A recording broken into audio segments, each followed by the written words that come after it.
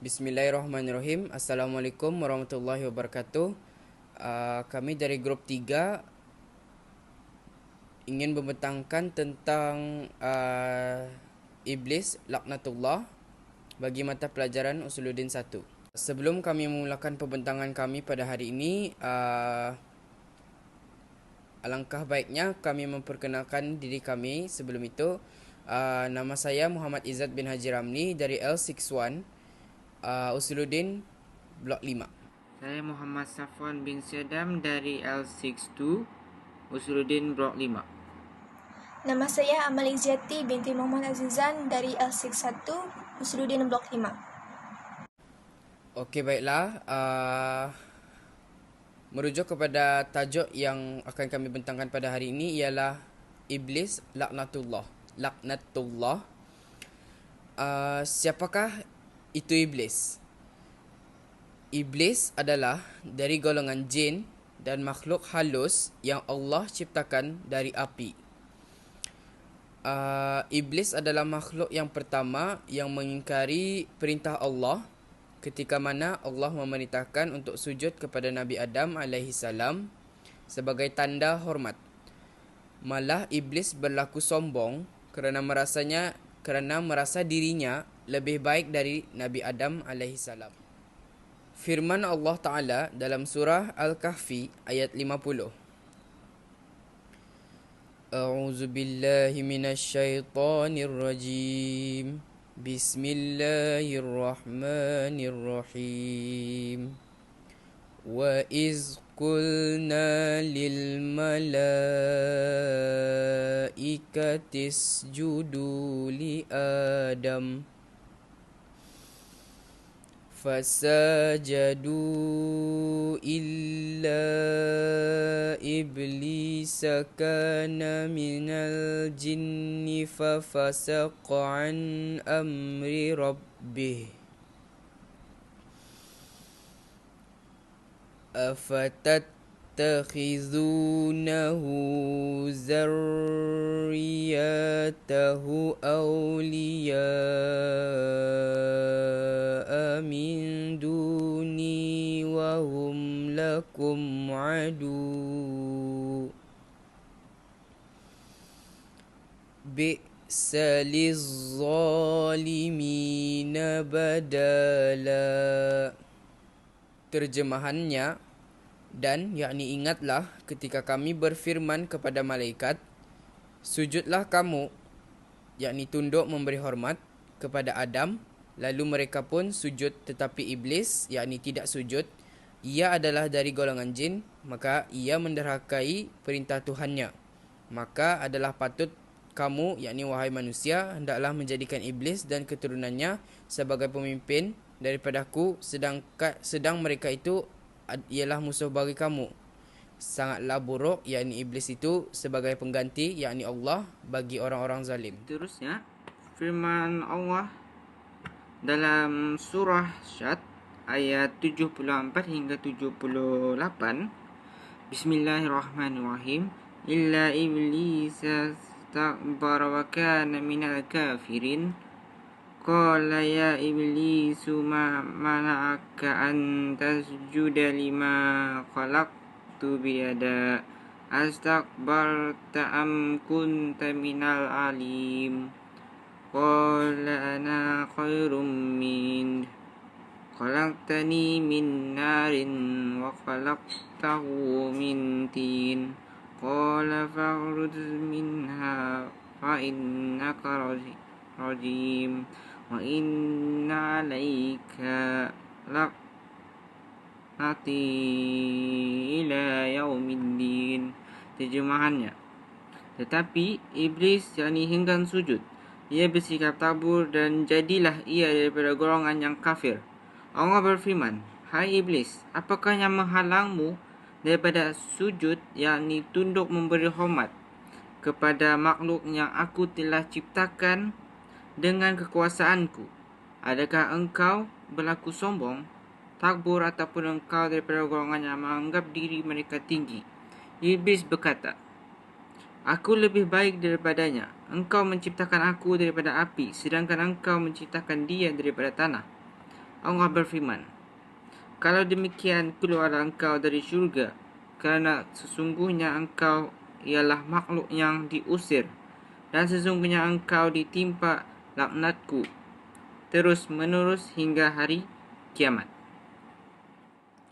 Seterusnya, Iblis telah memohon kepada Allah untuk dipanjangkan umur sehingga hari kiamat, dan dia telah berjanji untuk menyesatkan umat manusia. Sebagaimana firman-Nya dalam surah Syad ayat 79 hingga 83. A'udzubillahi minasyaitonirrajim. Bismillahirrahmanirrahim. Qala rabbi fa'antirni ila yaumi yub'atsun. Qala fa'innaka minal munzarin ila yaumil waqti ma'lum.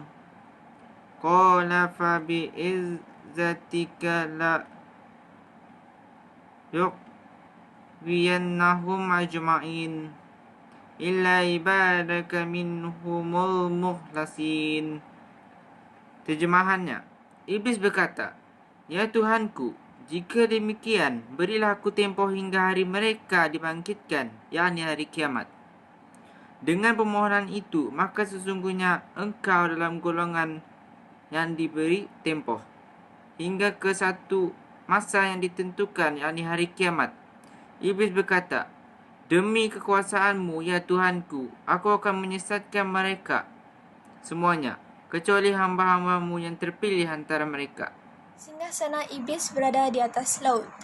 Dari Jabir bin Abdullah, Rasulullah SAW telah bersabda, "Sesungguhnya iblis meletakkan singgasananya berada di atas laut. Dia mengutus para pasukannya untuk menimbulkan perselisihan."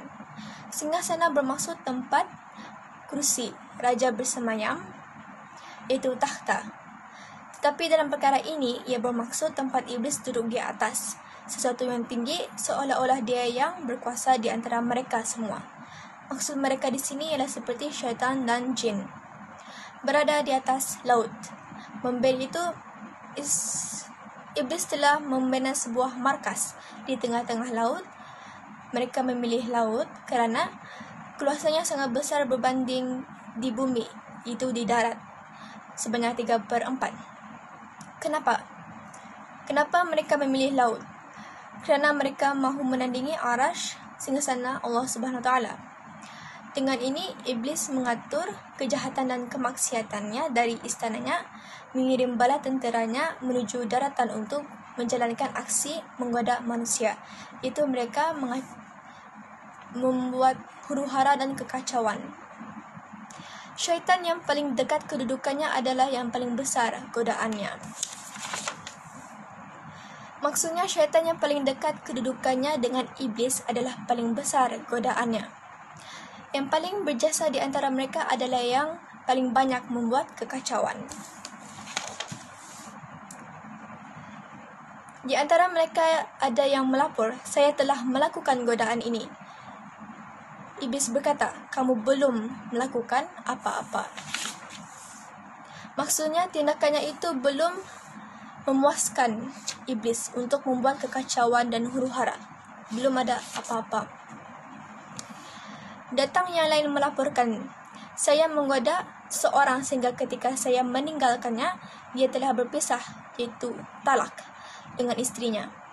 Kemudian iblis mengajaknya untuk duduk dekatnya dan berkata, "Kamu telah melakukan yang terbaik." Ini bermaksud salah seorang daripada tentera iblis telah berjaya menghancurkan ikatan perkahwinan seorang lelaki dengan istrinya. Dan iblis pun memberi pujian kepadanya. Hakikat bermaksud satu kebenaran, perkara yang tidak dapat kita nafikan. Laknat itu satu perkara yang dikutuk oleh Allah. Laknatullah. 1. Iblis adalah dari golongan jin yang dicipta daripada api, itu nar. Sebagaimana kita pun tahu juga, malaikat diperbuat daripada cahaya nur, manakala manusia diperbuat daripada tanah. 2. Makhluk yang halus tidak dapat dilihat dari mata kasar. Iblis tidak mempunyai jasad seperti manusia. Mereka seperti seolah-olah gaib, satu perkara gaib. 3. derhaka kepada Allah, justru itu akan dimasukkan ke dalam neraka. Pada ketika dulu, Allah memerintahkan iblis untuk sujud kepada Nabi Adam, tapi iblis enggan untuk bersujud kepadanya. Oleh itu Allah telah melempar iblis, itu membuangnya dari syurga ke bumi, kerana dia telah memberontak. 4. Iblis tidak akan mati sebelum datangnya hari kiamat. Sebelum iblis diusir dari syurga, iblis telah berjanji kepada Allah Subhanahu wa taala, iblis akan menggoda manusia sampai hari kiamat, dan Allah telah memakbulkan janjinya. 5. Iblis sentiasa berusaha untuk menyesatkan umat manusia sehingga hari kiamat.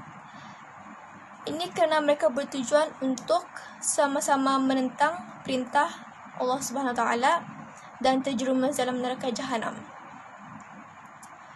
Sekian, itu sahaja daripada kami.